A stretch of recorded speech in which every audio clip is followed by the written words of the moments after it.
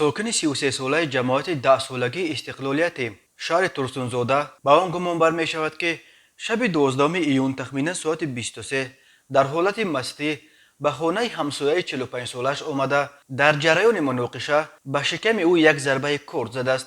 در نتیجه جبر دیده جراحت جسمانی برداشته در بیمارستان بستری گردیده است. همین طور 18 ساله ساکن نوی فردوسی پایتخت برای آن دستگیر شدند که نیمه دوم 12 ایون تخمینا ساعت 17 یک ساکن 24 ساله ساکن امین نویه را در نزد بنای استقامتیش لطکوب نموده و یکی از آنها با کورد یک مرتبه به پای جبر دیده زده است.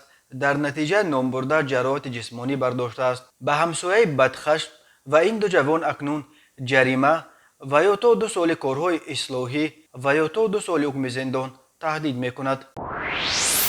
صبح 12 ایون تخمینا ساعت 8:30 راننده ماشین بارکش تمغه کماز جورایف محکم سال تولدش 1964 ساکن جماعت همرابایف شهر کنه هنگام حرکت در راه ماشینگرد امین جماعت در چهارراه کوچه مکسیم گورکی دوچرخران خردسال 6 ساله خورشیدزاده فرزانه را پخش نموده است.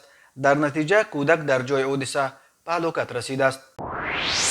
نابالغ 17 ساله ساکن جماعت گلستان شهر وحدت به آن گمان برمی شود که شب 11 به 12 مای تخمینا ساعت 00:30 برای پنهانی از داخل عاقلخانه حوله استقامتی زن 52 ساله حمدیه‌اش 3 سر چاروای کلان را دزدیده به صاحب چاروا به مبلغ 4500 سومانی ضرر رسانیده است.